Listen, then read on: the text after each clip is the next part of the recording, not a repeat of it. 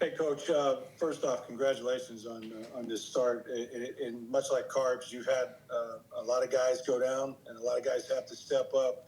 I wanted to ask you about Tez because, of course, he's one of the latest ones. I mean, here's a guy comes in, I don't know, 150 something pounds.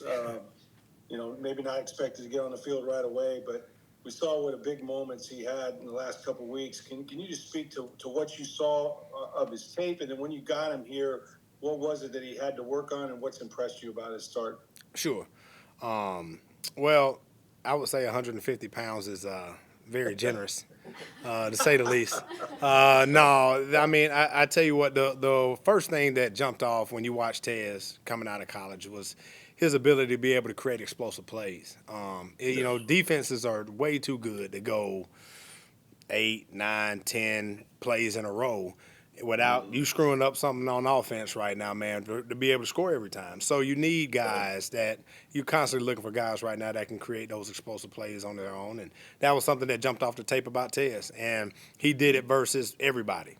No matter what level he was at, whether it was he was at Troy, whether he was at whether he was over there at Oregon, man, he continuously made plays. So that was the first thing that jumped off his tape. And then when you had an opportunity to be able to meet him, you see just the bright person he is. He's just a good human being, and that's something that I talked about before. That is always very, very. You're very conscious of bringing guys of who you bring into the building, especially in that room.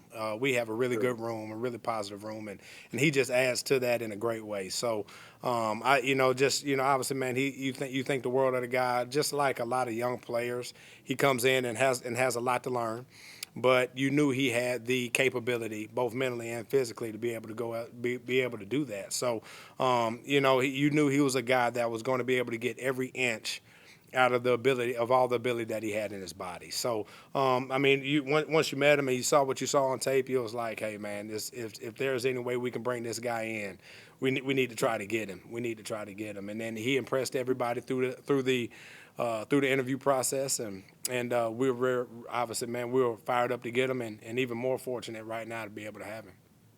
Appreciate it. Thanks. Rob Maddie.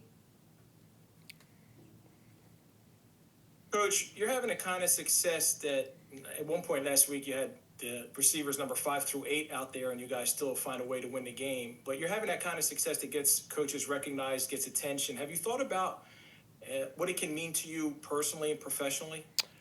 Not at all. I haven't at all, not one bit. You're kind of just so wrapped up in making sure that you're helping these guys be as successful as they can be, and that's something that we do every single day. I tell the guys all the time, man. There's nothing like a everyday guy. I don't quite use that language all the time, but there's nothing like a person that you know would expect every single day. And I just want to be that guy that can help those guys in every single way reach their full potential. So that's what I'm completely wrapped up in.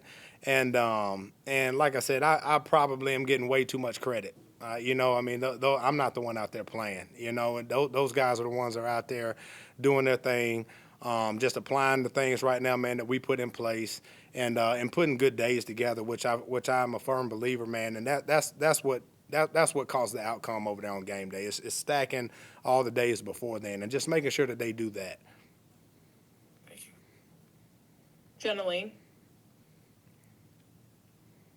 Hey, Coach. A couple years ago, Sterling Shepard thought his NFL career was over. And especially with all the injuries that you've had, and even before some of those hit, he's been such a dependable guy for you this year. Just what have you seen from him? Seeing exactly what you're saying. Shep has been just a great addition to the room, not just to the room. He's been a great addition to the team. Just the energy that he brings and all the stuff outside of what he's actually been doing over there in between the whistles. Just a guy that you saw had all the ability in the world. Obviously, man, he's had a great career. And you're getting him at a time where, quite frankly, man, was really, really benefiting us and him just because he's seasoned. He's been through all the ups and downs right now, man, that you see that you've seen a guy that could go through, and he's able to pass on the lessons and everything else. So just what he's done, man, is just done a great job of taking care of his body.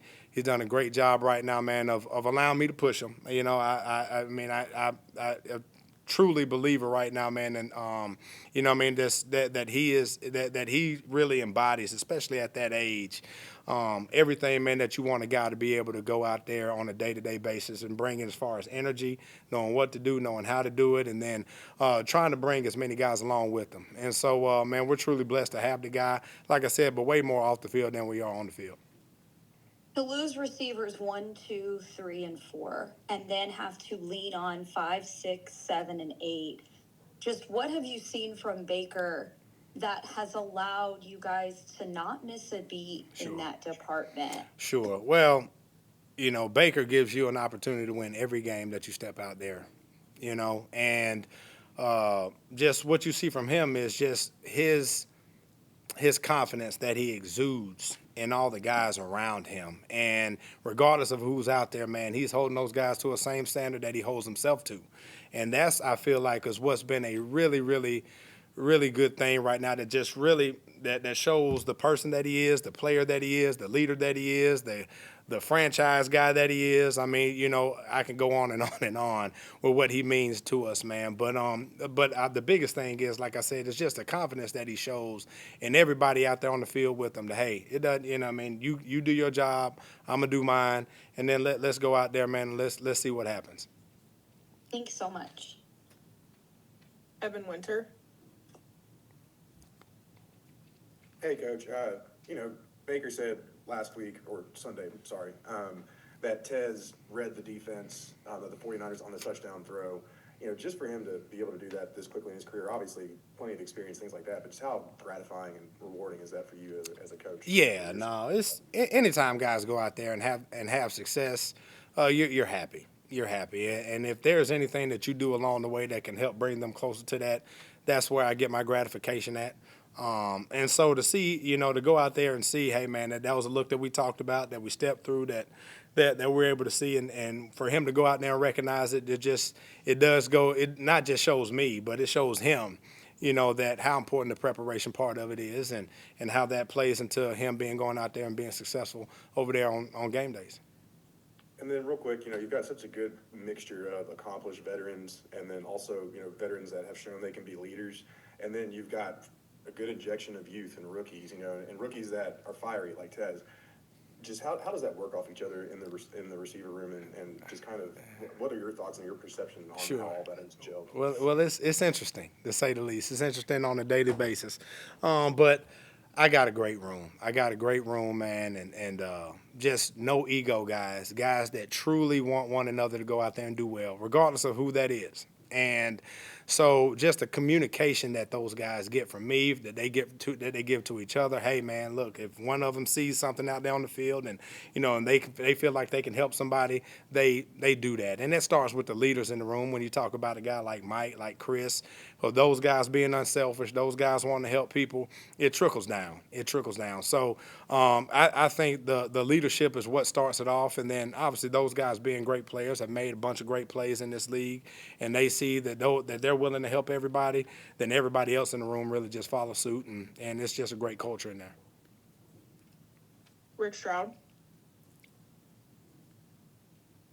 Coach, we knew Cam could return kicks, and I think last year, you know, injuries kind of got him, but I was surprised that his first catch was a touchdown. I did not realize that he had not had a regular season catch. I take it you weren't surprised at what he did, even though he's not a tall guy. But just speak to just what his skill set is and what his potential is as a playmaker. This guy from Barton College, right? That's right. You know, everybody, when I talk about Cam, I ask them, have they heard of Barton College? And you know, the answer is normally the same. But Cam, man, Cam has a lot of ability. That was something that was very, very evident when he first came here. I mean, you saw his ability to be able to not when you're saying just how explosive he is and how he can change direction, how fast he gets his full speed, and his ability to be able to accelerate and make plays, like I was talking about in reference to Tez. You know, his ability to be able to make plays once he had the ball in his hand too. So you saw that he was going to be able to, that he had the physical tools to be able to do it. And Cam is an extremely bright guy too. You know, so his ability to be able to go in there and play multiple different receiver spots it was just like, hey, man, he's always going to give himself an ability to go out there and be put in, regardless of who's in, who's out. It was like, all right, man, you always feel comfortable putting Cam in the game. And so, when he did that, and then that translated over there to special teams as well. So we felt like we were able to, we were really fortunate to be able to have him last year. And like you said, just he had the unfortunate series of events with his injuries, but glad he's back full speed and healthy. And shoot, man, I think he just he's just scratching the surface of what he can do. Yeah. Thanks, Coach. We have time for a few more. We'll go to JC Allen. Hey, Coach, Amecha was hyped up all throughout training camp, comparisons to Amon-Ra St. Brown and Chris Godwin Jr., and then he comes into the regular season and does what he does. Did any of that surprise you? What were your thoughts on his start to the season, and just what do you think his ceiling is on this team and in the NFL in general? Sure.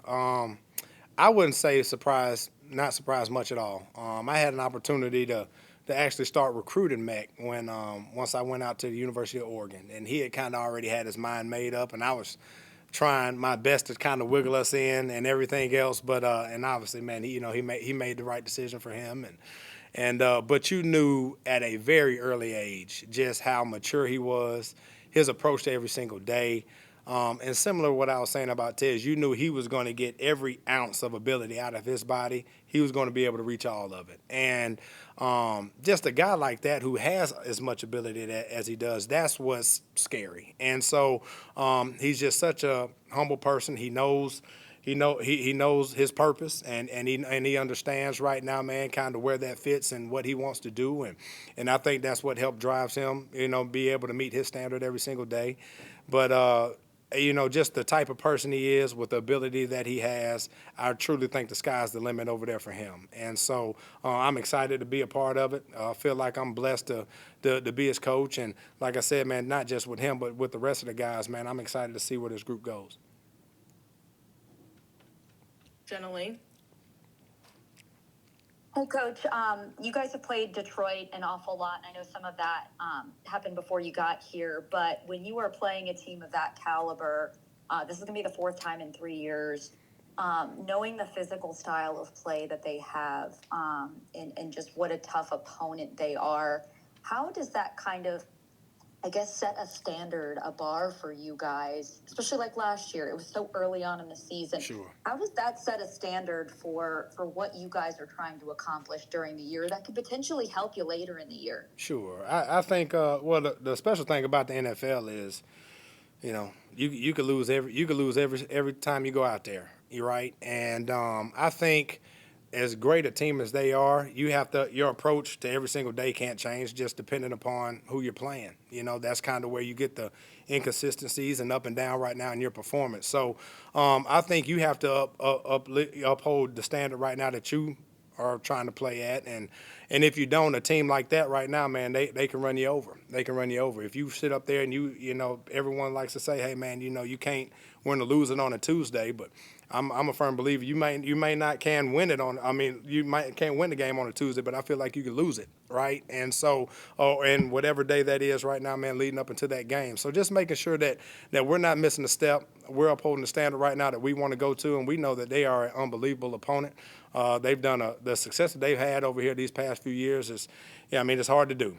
It's hard to do, and it is because of physicality, how well they play, and everything else. And but the thing that they do well is they do all the stuff that has nothing to do with ability. And they have extremely talented guys too, but they play with the toughness and play with high energy, high effort. And so the thing is, man, is just making sure, man, that your level is up there to go in there where none of that stuff takes you by surprise. So, like I said, it's really just upholding the standard right now that we have for ourselves, regardless of who that is that we're playing over there on Sunday or Monday in this case. Last question from Evan Winter. Hey, Coach, obviously Lions are dealing with a lot of big injuries to their secondary, and they might have another one coming down the pipe in Kirby Joseph. Again, going back to the youth that's in the receiver room, a lot of times when you hear that and see that, even though this is the NFL and every tier, is different in terms of roster depth, your eyes can get a little bit big, right? So are you having to, part of your message this week, is it like, are you having to tell these younger guys, like, hey, or remind them rather, this is the NFL, you know, let's not get too far ahead of ourselves, or just kind of what is your message and approach towards that situation without giving too much away, obviously. Sure. Well, if you wanna look at a team that's been hit by injuries, or a position been hit by injuries, man, I tell our guys to look in the mirror, right? You know, and if they feel like that there's somebody that's going to go in there and then their standards going to change, ours didn't. You know, and so they're, you know, same thing with their level of production and what they want to do and everything else. So, like I said, it's just, you know, you look at those guys schematically, you know, they got good players, you know, from top to bottom. You know, it's hard to be good in this league and not have a good roster from top to bottom. And, you know, whoever that they put out there is going to uphold the standard right that they have to play. And so at the end of the day, man, we just got to do a really good job of focusing on us, do a really good job of knowing what they do, knowing how they do it, and understand that it's gonna take all we got over there on Monday. All right, that's all we have. Thanks, Coach. Thank you.